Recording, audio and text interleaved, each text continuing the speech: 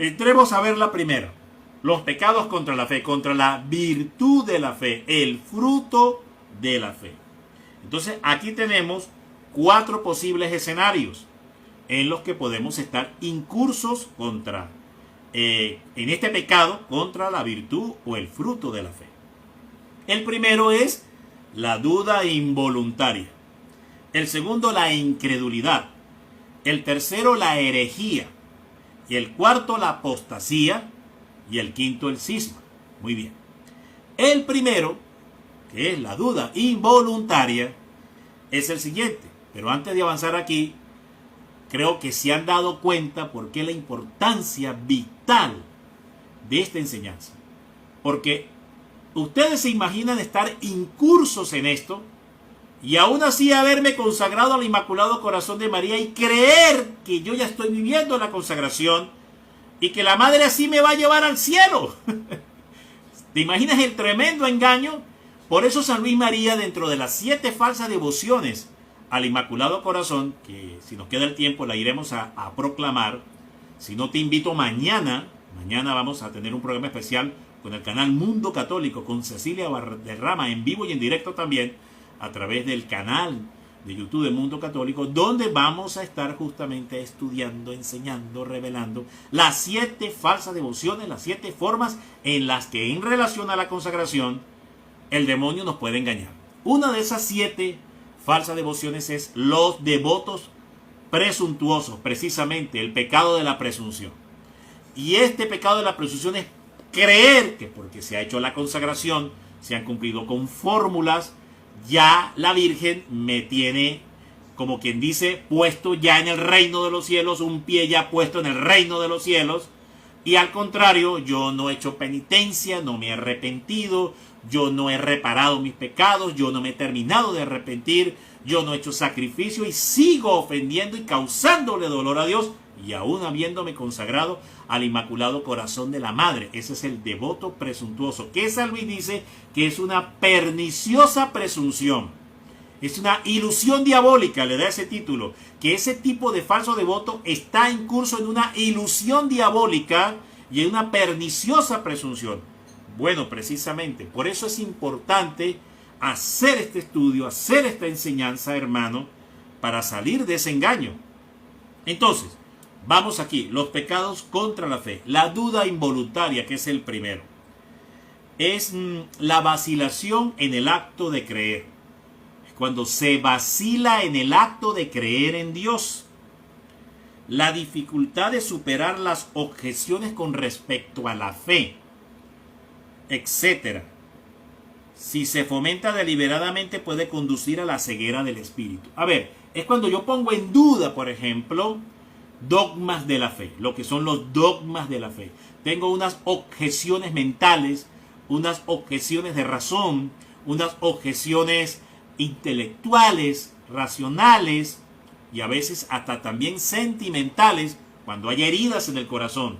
Por ejemplo, cuando una persona ha sido maltratada por su madre o una persona ha sido maltratada por su padre, entonces tiene unos obstáculos emocionales, unas heridas emocionales que no le permiten creer y confiar en Dios Padre, en el amor de Dios Padre, y necesita un proceso de sanación y de liberación interior. Cuando una persona que ha sido maltratada por su madre, entonces tiene unos obstáculos y unas objeciones interiores también, no solo de razón, sino también de sentimiento, de corazón, para poder creer y abandonarse en la Santísima Virgen. Entonces, ¿qué trae esto como consecuencia? Que pone en duda los dogmas de la fe. Pone en duda, por ejemplo, el dogma de que la Virgen es virgen, que la Virgen es inmaculada, que la Virgen es Madre de Dios, lo que le pasa a los protestantes evangélicos, ¿verdad?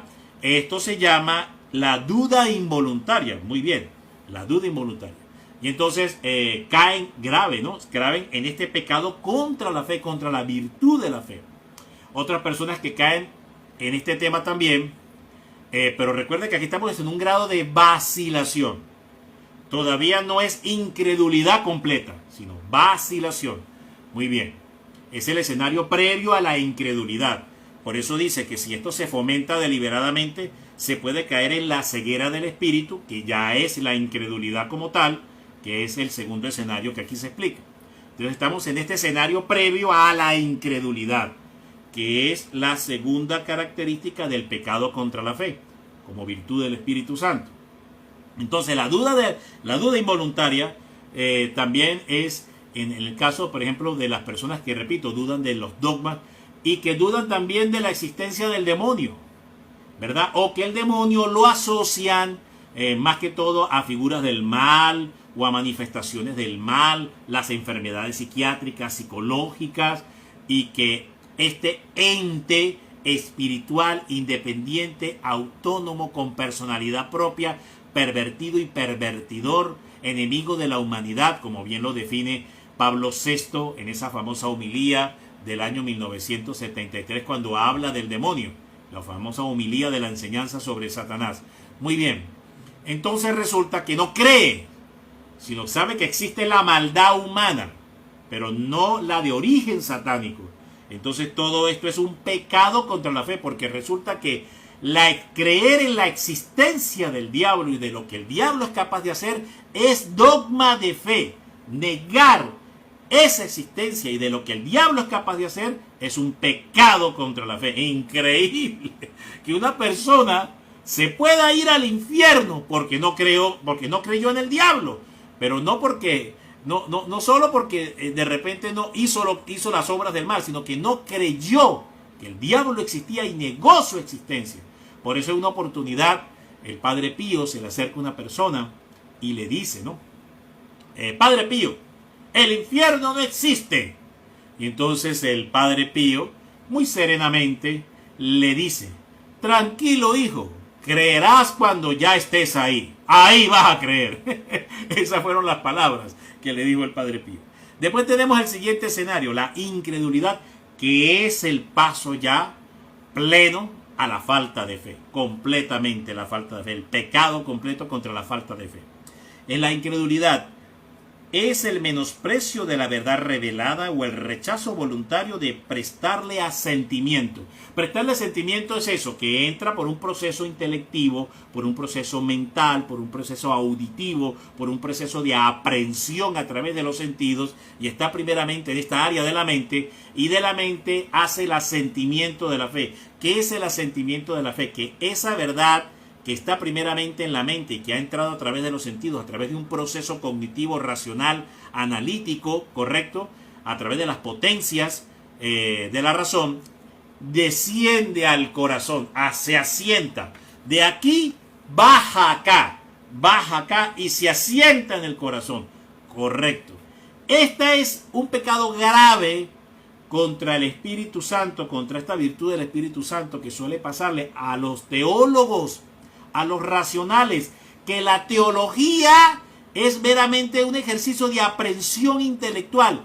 La mente está llena de libros de teología, está llena de conocimiento teológico, pero ese conocimiento teológico no les ha bajado al corazón. Esa teología solo está depositada en la mente y solo es hablar y escupir teología y proyectar teología por la boca, pero no les ha bajado al corazón. Por eso recuerdo bien una mística que una oportunidad decía unas palabras, me llama mucho la atención, que ella decía que la verdadera teología, la verdadera teología no consiste en la erudición que da el conocimiento de los muchos libros, sino en la contemplación de mi espíritu. Mire qué tremendo. Nunca se me olvidó cuando lo leí un día hace años y se me quedó y ha sido como uno de los principios que siempre han regido mi vida, y le pido al Espíritu Santo que siga siendo así. Dice, la verdadera teología no consiste en la erudición o la grandilocuencia también, o apologética, porque Apolos era un grandilocuente. O sea, no todo apologeta que se expresa muy bien es un gran contemplador del Espíritu de Dios. Ojo con eso, ojo con eso. Entonces, muy bien, dice que la verdadera teología no consiste en la erudición que da el conocimiento de los muchos libros, y son bibliotecas ambulantes llenas de libros la cabeza, pero no les ha bajado al corazón, no tienen el asentimiento de la fe. Entonces podemos conseguir grandes teólogos que son bibliotecas ambulantes, todo el magisterio completo de la iglesia lo cargan metido aquí, en el cerebro. Todo el magisterio, con todas las cartas encíclicas, exhortos y documentos de la iglesia, todo lo tienen metido en la cabeza, pero no les ha bajado al corazón. Y entonces, ¿qué sucede? ¿Qué pasa? Empiezan a negar las verdades de fe. Entonces uno ve grandes teólogos que se conocen todo el magisterio de la iglesia y llegan y dicen, el diablo no existe. El diablo no existe. ¡Wow! No, Dios es amor y misericordia, no importa de que peques. El infierno no existe. Entonces empiezan a decir estas cosas que son confusiones, desviaciones, aberraciones de la doctrina, ¿verdad? Por esta misma razón. Y esto se llama la incredulidad, pecado contra la virtud de la fe en el Espíritu Santo. Qué tremendo esto, hermano. Bendito sea el Señor. El Señor nos libre a todos en el nombre del Padre, del Hijo y del Espíritu Santo. La herejía es la negación pertinaz después de recibido el bautismo de una verdad que ha de creerse, o la duda pertinaz sobre la misma. Pertinaz es que es permanente e insistente, no cede.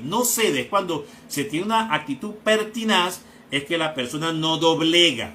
Por más que se le habla de una forma y que tiene esta experiencia y se le dice esto y con todos los elementos se le trata de sacar del error, de la mentira, del engaño, ¿verdad? O está metida en el hueco de la razón humana y le tiras una escalera, le tiras una cuerda y ni sube por la escalera y ni agarra la cuerda y quiere seguir en el hueco. Bueno, eso significa pertinaz, actitud pertinaz, que persiste obstinadamente en seguir en esa posición. Muy bien. Entonces, es la negación pertinaz después de recibido el bautismo. Es decir, todo bautizado, ¿verdad?, que quiere seguir en una actitud de incredulidad. Ya hemos visto arriba la duda involuntaria y la incredulidad. Entonces es todo bautizado que por más que se le presente la verdad, por más que se le revele la verdad, quiere seguir en la duda involuntaria, y los que están en un peor estado quieren seguir en la incredulidad, precisamente. Eso es la herejía. Bendito y alabado sea el Señor.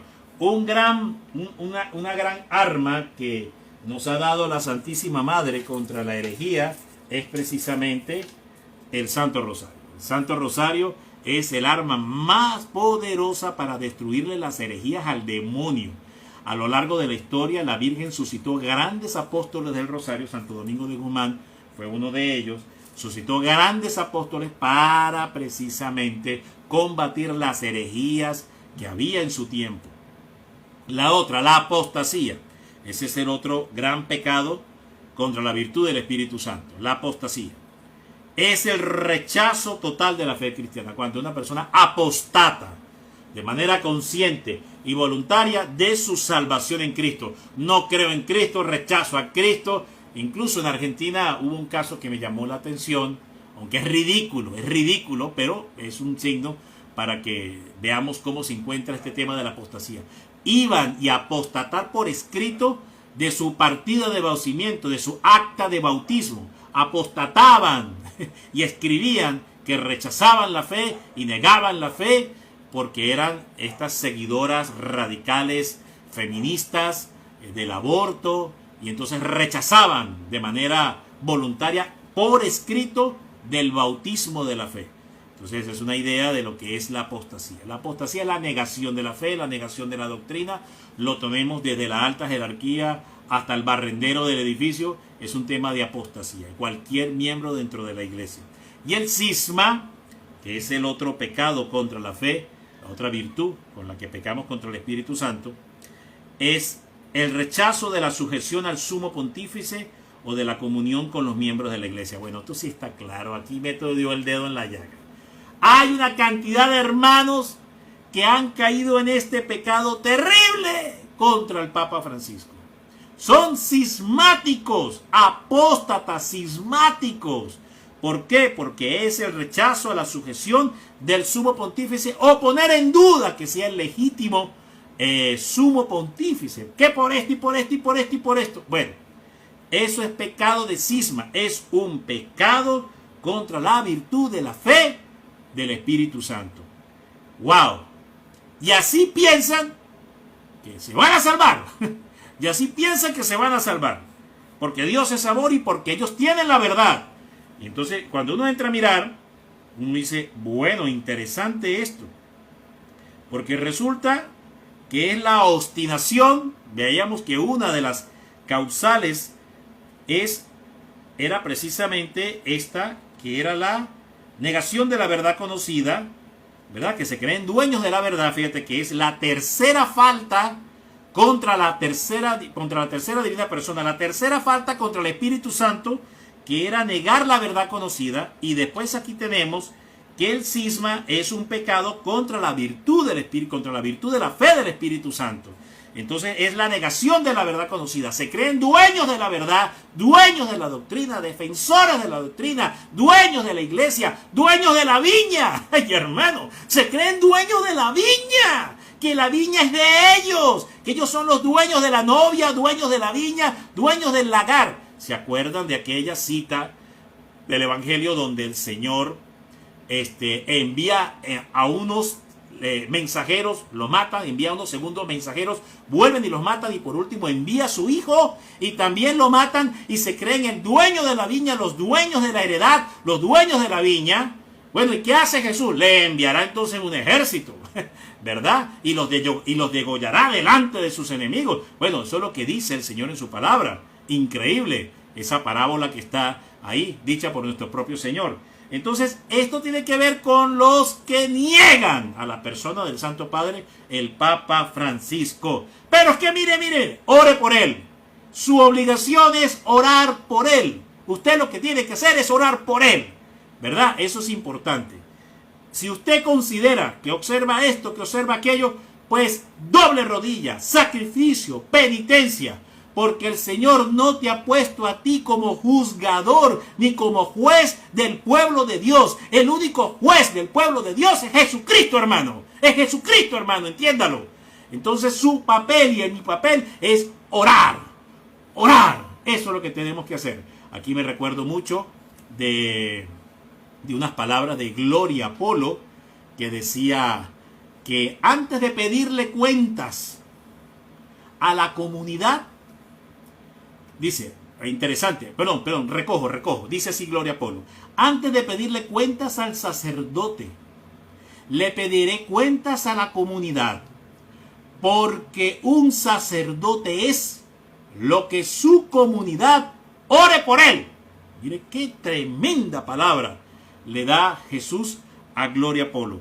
Entonces tenemos, primero, la tercera ofensa contra el Espíritu Santo, que es la negación de la verdad conocida, que se creen dueños de la verdad, dueños de la Biblia, para juzgar y señalar y decir que es un falso papa, que es del demonio, que es del infierno. Todo esto que le señalan al Papa Francisco. Bueno, muy bien. Se creen dueños de la Biblia y dueños de la verdad, y no aceptan que se les debata ni se les diga nada en contrario, y más bien baten palmas contra ti y se ponen bravos y furibundos contra ti, porque no convalidan lo que ellos dicen o lo que ellos piensan. Y por otro lado es el pecado también contra la virtud de la fe, que es una virtud del Espíritu Santo, rechazo de la sujeción al sumo pontífice o de la comunión con los miembros de la iglesia. Bueno, y uno se pregunta, ¿y así piensa que se van a salvar? Y piensan que van a llegar delante de Dios y le van a decir a Dios: Señor, dame el reino que me tienes prometido, porque es que mira, yo lo hice demasiado bien. Y aquí recuerdo algo tremendo, porque recuerdan ustedes en el Sanedrín judío, esto lo enseña María de Jesús de Ágreda. María de Jesús de Ágreda enseña esto en la ciudad mística de Dios. Este hombre, cuando Jesús es presentado ante el tribunal del Sanedrín judío, y hay uno que golpea a Cristo del rostro. Uno de los sumos sacerdotes que golpeó a Jesús. Muy bien. Y entonces, porque Jesús dice: yo soy la verdad y la vida. Yo soy el Hijo de Dios. Y entonces dice: blasfemia ha dicho, y se rasgó las vestiduras y le asestó una bofetada y golpeó el divino rostro del Señor.